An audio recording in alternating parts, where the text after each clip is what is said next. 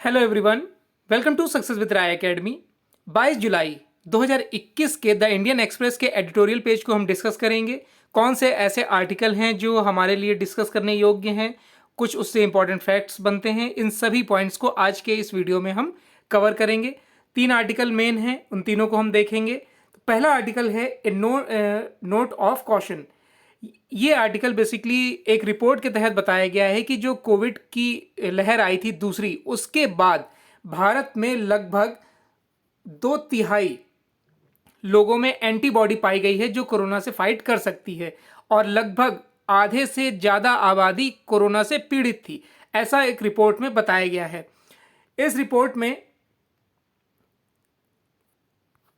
में यह भी बताया गया है कि किस तरीके से कोरोना से जो लोग प्रभावित हुए थे उनकी उम्र, मतलब जो सबसे ज़्यादा लोग प्रभावित हुए थे वो 45 प्लस लोग प्रभावित हुए थे। देखिए, चौथी जो लहर आई थी उसमें राष्ट्रव्यापी सीरो सर्वे के परिणाम में विशेषज्ञों के एक वर्ग ने दावा किया है और इसकी पुष्टि भी की है कि शहरी और ग्रामीण दोनों क्षेत्रों में अधिकांश भारतीय कोरोना वायरस के संपर्क में आए थे।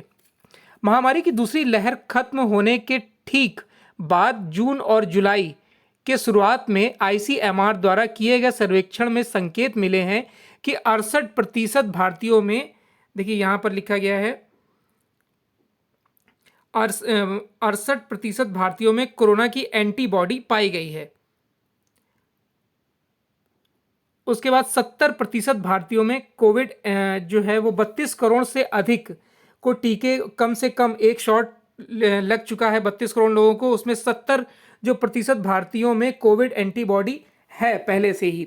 हालांकि इन आंकड़ों से बहुत ज़्यादा आप अनुमान या फिर जल्दबाजी नहीं कर सकते हैं कि हाँ कोविड से राहत मिल गई है, फिर भी लोगों को इसमें सतर्क रहने की ज़रूरत बताई गई है। ऐसी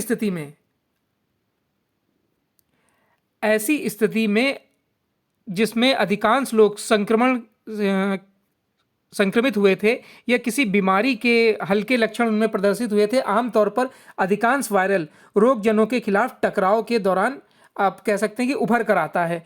नवीनतम सीरो सर्वे के परिणाम से यह संकेत मिले हैं कि पिछले 2 महीने में देश के अधिकांश हिस्सों में कोविड की जो पेशेंट थे वो काफ़ी जो आए थे, अब उसमें कमी आ रही है। लेकिन आईसीएमआर रिपोर्ट में एक बड़ा संकेत ये भी दिया गया है कि दूसरी लहर में कमी एक चेतावनी है, और इसको नहीं भूलना चाहिए कि जनवरी के अंत में जो थोड़े बहुत लक्षण दिखाई दे रहे थे वो अप्रैल आते आते पूरी तरीके से पीक पर चले गए थे, और सीरो सर्वे में शहर की 50% से अधिक लोगों में एंटीबॉडी पाई गई है।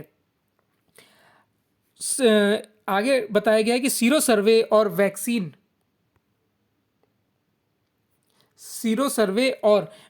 कवरेज बढ़ाने से भी टेस्टिंग ड्राइव में सुस्ती नहीं आनी चाहिए, खासकर देश के उन हिस्सों में जहां वायरस अभी भी फैल रहा है, और देश के कुछ हिस्से जहां वायरस पीछे हट रहा है यानी कि कमज़ोर पड़ रहा है, वहां पर भी अभी संभावित जो हॉटस्पॉट हैं उन वहां के लोगों को सचेत रहने की आवश्यकता है। इसके साथ ही सरकार को सीरो सर्वे जारी रखना चाहिए। परीक्षण और जीनोमिक अध्ययन के साथ इस तरह के सर्वेक्षण वायरस के व्यवहार का पता लगाने के सबसे निश्चित तरीके हैं। भले ही यह घातक ना हो, वे सूचना के अमूल्य सक्षम स्रोत हैं, और ऐसे में सामान्य स्थिति में वापसी भी हो सकती है कोरोना की, क्योंकि कुछ लोग अब क्या करते हैं कि ना तो मास्क पहनते हैं और ना सोशल डिस्टेंसिंग का पालन करते हैं। नेक्स्ट है how high we can bonus. देखिए, जो कोविड की दूसरी लहर है कोविड-19 की, जो अभी अप्रैल और मई में थी, उसके बाद अब जिस तरीके से रिपोर्ट आई है आईसीएमआर की, और उसमें बताया गया है कि 2/3 लोगों में एंटीबॉडी पाई गई है जिनसे उनकी प्रतिरोधक क्षमता सुधरी है और उनमें अब खतरा कम है। लेकिन जिस तरीके से तीसरी लहर के आने की आशंका बताई गई है, लेकिन उसके बावजूद जो ये पॉजिटिव रिपोर्ट आई है उससे इकोनॉमिक ग्रोथ को बल मिलेगा, आंकड़े सुधरेंगे, चाहे वो शेयर मार्केट हो या फिर इकोनॉमिक ग्रोथ की बात की जा रही हो, इन सब में ये कहीं ना कहीं आंकड़े इसके सुधरेंगे। उसी पर है ये आर्टिकल, और ये आर्टिकल लिखा है नीलकंठ मिश्रा द्वारा। तो आइए देखते हैं क्या लिखा गया है।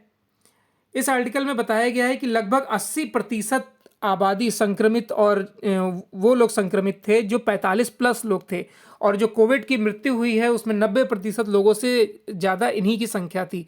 और ये बिना किसी गतिविधि के पूरे एक वर्ष में आर्थिक उत्पादन को इन्होंने प्रभावित भी किया है, जो ये आंकड़े आए हैं उसकी वजह से। आर्थिक पूर्वानुमान में प्रवृत्ति एक अच्छा दोष है। इन्होंने बताया है कि एक ट्रेंड जो है वो मित्रवत ट्रेंड माना जा सकता है। समांतर समय में सामूहिक मानव व्यवहार कुछ हद तक अनुमानित होता है। विभिन्न फर्मों से आर्थिक उत्पादन के अनुमान इतने उल्लेखनीय हैं, यानी कि जो ग्रोथ रेट आ रही है वो सही आ रही है। बल्कि यह भी है कि अर्थव्यवस्था में एक निश्चित गति दिख रही है जो पहले बनी हुई थी, और कुछ जो उतार चढ़ाव आए थे अब उसमें स्थिरता देखने को मिल रही है। इसमें आगे ये बताया गया है कि जो इकोनॉमी का जीडीपी है वो भी अब आउटपुट दे रहा है, जिसे आप कह सकते हैं कि न्यूटन के एक लॉ को यहाँ पर बताया गया है कि गति, वस्तुएं गति में रहती हैं, इसमें भी ये लॉ काम करता है। यानी कि जो आप कह सकते हैं बीमारी आई थी, लोग घरों में थे, लेकिन आर्थिक गतिविधियाँ कहीं ना कहीं थोड़े बहुत ही सही लेकिन चल रही थी।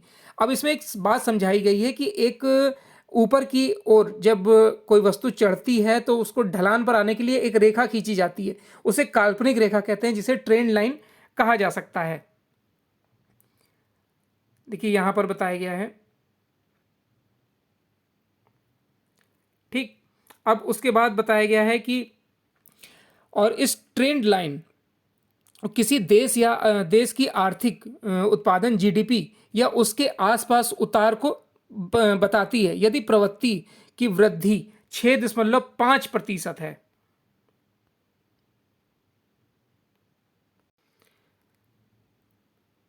6.5% है, तो एक वर्ष में वृद्धि 6 से 7% के बीच होती है। और अधिकांश पूर्वानुमान उस जो ट्रेंड लाइन है बैंड उसी के आसपास घूमते रहते हैं। एक महत्वपूर्ण अब कह सकते हैं कि जो कोविड-19 का झटका जो आया है उसमें विकास कहीं ना कहीं प्रभावित हुआ है और अब इससे धीरे धीरे बाहर निकला जा रहा है। ट्रेंड लाइन भी अब उसको टच कर रही है। समय के साथ साथ ये ट्रेंड लाइन भी बदलती है, लेकिन आमतौर पर इसमें अचानक परिवर्तन नहीं आता। देखिए trend line also change but usually is not a sudden change, यानी कि अचानक इसमें बदलाव नहीं आता है। कारण कुछ हद तक सरल है। एक वर्ष में सकल घरेलू उत्पाद प्रति कर्मचारी उत्पादन द्वारा गुणा किए गए श्रमिकों की संख्या के बराबर होता है।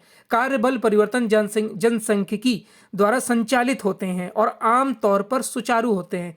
प्रति कर्मचारी उत्पादन पूंजी निवेश पर निर्भर करती है, जैसे बेहतर सड़कें, बेहतर दवाएं या अधिक कंप्यूटिंग शक्ति। श्रमिकों के कौशल और सामूहिक ज्ञान में सुधार एक अच्छा शुरुआत माना जा सकता है। इसमें कई तरीके की आत्म बल की जरूरत होती है, लेकिन जब कोविड-19 जैसे झटके आते हैं और आउटपुट ट्रेंड लाइन से तेजी से दूर होती जाती है तो ये पूर्वानुमान दृष्टिकोण बिना रुके ही कहीं ना कहीं प्रभावित करते हैं। अब इसमें आंकड़े दिए गए हैं कि जैसे कि जून और जुलाई का यहाँ पे एग्जाम्पल दिया जा रहा है कि ये पूर्वानुमान बिना रुके, जैसे जून तिमाही के लिए सकल घरेलू उत्पाद यानी जीडीपी जो पिछले साल 24% गिर गई थी, जून 2019 के तिमाही से 100 से जून 2020 में 76 हो गई। जून 2021 तिमाही के लिए उत्पादन स्तर की भविष्यवाणी करते समय 18% का इसमें अनुमान लगाया गया था, जो कि जून से जो कि 22% से वृद्धि या फिर 25% की वृद्धि होनी चाहिए थी। दूसरे शब्दों में अगर कहा जाए तो 90, 93 या 95 भी ये हो सकता था, लेकिन ये कठिन था, ये मुश्किल है। अगले वित्त वर्ष के लिए सकल घरेलू उत्पाद की भविष्यवाणी करने में भी ऐसी ही चुनौतियां हैं जिनके बारे में अब उम्मीद की जा सकती है। महामारी से संबंधित न्यूनतम प्रतिबंध होंगे। यदि पिछले पूर्व महामारी वर्ष में सकल घरेलू उत्पाद 2019 और 20 में जो 100 था, तो 2022-23 में मुद्रास्फीति समायोजित उत्पादन वर्तमान में 108 होने का अनुमान है। यदि कोई महामारी नहीं होती तो एक वर्ष में 6.5% की वृद्धि दर 2022-23 में 121 पर होती। बिना किसी प्रतिबंध के पूर्व महामारी पद से 10% नीचे होनी चाहिए। यह बहुत कम है, दिस इज टू लो, यह बहुत कम है।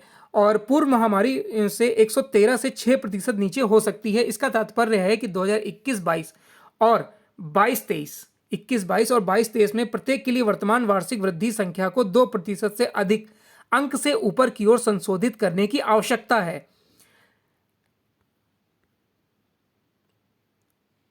आगे आर्टिकल में बताया गया है कि साल दर साल वृद्धि की भविष्यवाणी करने के बजाय हम पूर्व महामारी पथ को शुरुआती बिंदु के रूप में लेते हैं, फिर कारणों से गुजरते हैं कि अंतराल क्यों होना चाहिए। इन अस्थिर समय में साल दर साल वृद्धि के साथ काम करने की कम उपयोगिता को देखते हुए इस दृष्टिकोण में कम और छोटी त्रुटियां हो सकती हैं। देखिए, स्मॉलर एरर्स। अब लॉकडाउन के बावजूद औपचारिकता, डिजिटलीकरण, राजमार्गों के निर्माण और घरेलू नल कनेक्शन जैसे उत्पादन के कई ड्राइवरों में पिछले साल सुधार हुआ है। निवेश में गिरावट आई, लेकिन पिछले रुझानों के आधार पर सकल घरेलू उत्पाद का केवल 2% ही बना है। खोई हुई आय का एक बड़ा हिस्सा वर्तमान और भविष्य के करदाताओं यानी कि उच्च सार्वजनिक ऋण पर सामाजिक था, वेतन अर्जक के लिए था। उन्होंने कुल मिलाकर कमाया नहीं, उपभोग किया है। बेशक चुनौतियां यह है कि जिन लोगों ने कमाई नहीं की वे ज्यादातर उन लोगों से अलग थे जो उपभोग नहीं करते थे।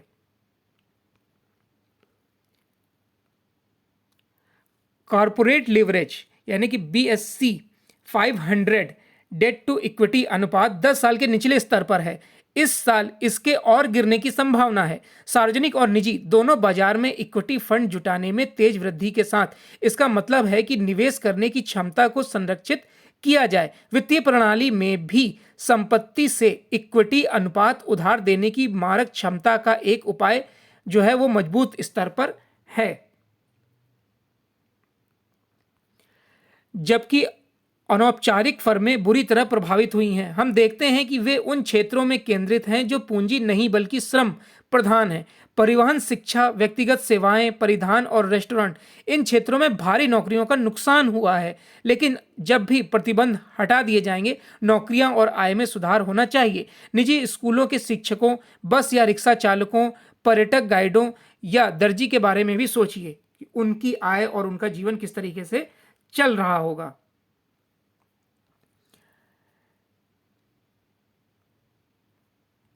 जबकि उन्होंने पिछले 15 महीनों में जीवित रहने के लिए अपनी संपत्ति बेची है या कर्ज ले लिया है। इसके लिए उनकी कमाई की क्षमता को सीधे प्रभावित नहीं होना चाहिए। दूसरी ओर एक माल वितरक जिसकी कमाई व्यवसाय में लगाई गई पूंजी पर अधिक निर्भर है, अगर उसकी पूंजी का क्षरण हो गया तो उसकी कमाई कम हो सकती है। इस बात की श्रेणी में कम परिवार हैं। इन एजुकेशन, प्राइवेट स्कूल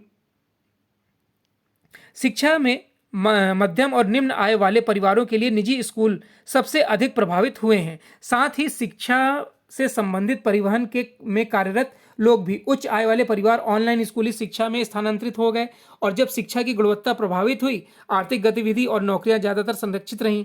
दूसरी ओर सरकारी स्कूलों में भी पढ़ने वाले लगभग आधे छात्रों के लिए शिक्षकों को अधिकतर वेतन मिला था। छूटी हुई शिक्षा से आर्थिक उत्पादन को नुकसान कुछ साल बाद दिखाई देगा यदि उसकी भरपाई नहीं की गई तो। क्या मांग की समस्या हो सकती है? यह देखते हुए कि महामारी ने कई निम्न आय वाले परिवारों को उच्च ऋण या फिर कम संपत्ति के साथ छोड़ दिया है, उनकी खपत पर दबाव पड़ सकता है। हालांकि न केवल उनकी अधिकांश मांग गैर विवेकाधीन है, कुल मिलाकर घरों के निचले आधे हिस्से में केवल शीर्ष 10% की खपत होती है। इस प्रकार आउटपुट पोस्ट प्रतिबंध वर्तमान में अपेक्षा से बहुत अधिक उछाल की संभावना है। हालांकि यह अभी भी पूर्व महामारी पद से सार्थक रूप से नीचे होगा और नीति निर्माताओं को अंतर को पाटने के लिए भी देखना चाहिए।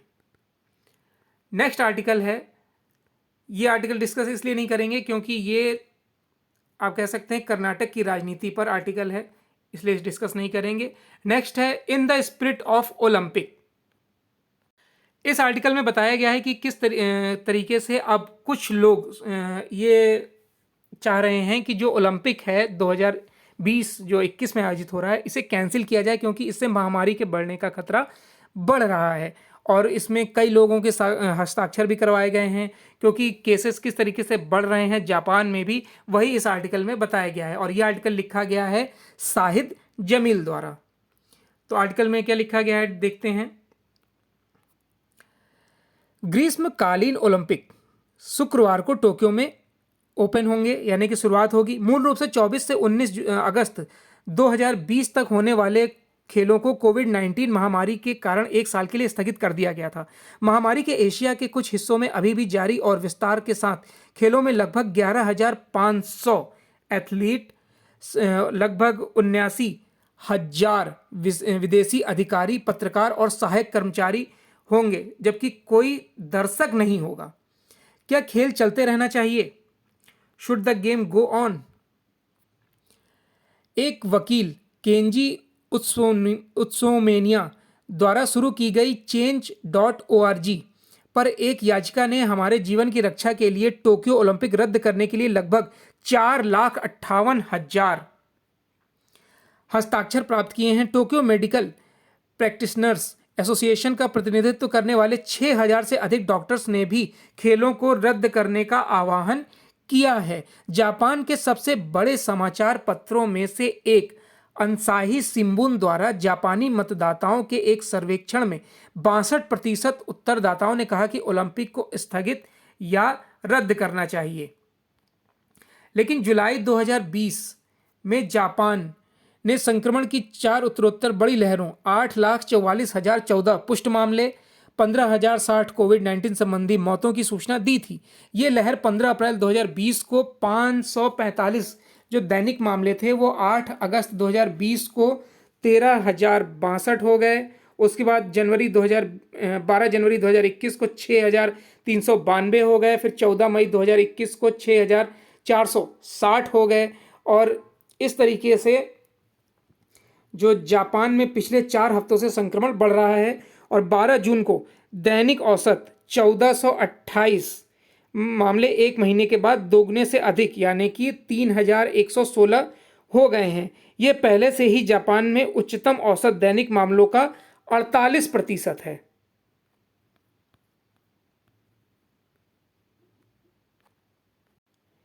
आगे आर्टिकल में बताया गया है कि संक्रमण की पहली 3 लहर जो जापान में वायरस था, स्पाइक प्रोटीन जिसे B1 कहा गया, में D614G उत्पीड़न यानी कि नोटिस किया गया। डेल्टा संक्रमण में केवल 3% मामले ही देखने को मिले हैं। और लेकिन 28 जून से 12 जुलाई के बीच डेल्टा संक्रमण का विस्तार 31% तक हो गया। जो 3% तक था वो 28 जून से 12 जुलाई तक जो डेल्टा वेरिएंट था वो 31% तक हो गया। पिछले 4 हफ्तों में इसकी प्रवृत्ति लगभग 50% बढ़ गई है। ओलंपिक जापान में डेल्टा वेरिएंट उछाल के साथ मेल खा रहा है। ओलंपिक जापान में डेल्टा जो है यह प्रकार B.1 वायरस से 4 से 5 गुना अधिक संक्रामक है, या कह सकते हैं कि और हानिकारक है।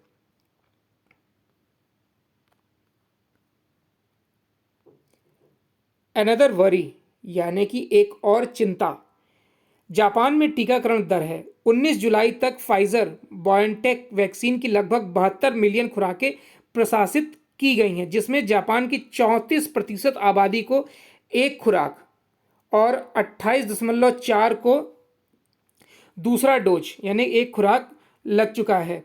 दोनों खुराकों के साथ कवर किया गया है 28.4% मिलियन लोगों को। उच्चतम दैनिक टीकाकरण दर 1.4 मिलियन खुराक पर पहुंच गई है, लेकिन पिछले 10 दिनों में 25% गिरकर यह 7,80,000 खुराक हो गई है। देखिए यहां पर लिखा गया है। आगे बताया गया है कि दशकों में फॉर डिकेड्स ओलंपिक में बहुत कम वित्तीय समझ बनाई है।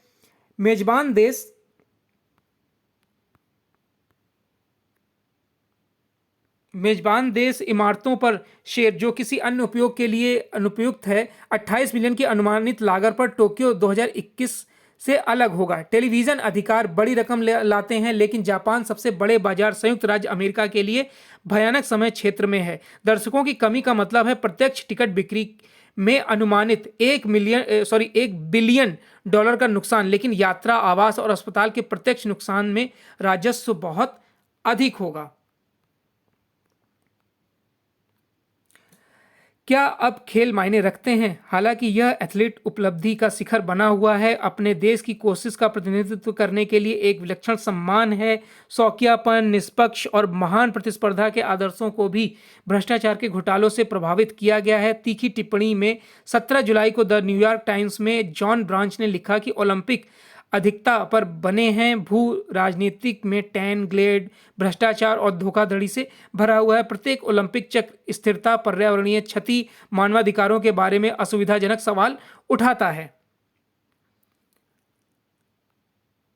जाहिर है कि कोविड से जो दुनिया पूरी तरीके से परेशान है, उसमें अब खुशियों की ज़रूरत है जो इस ओलंपिक से आ सकती हैं।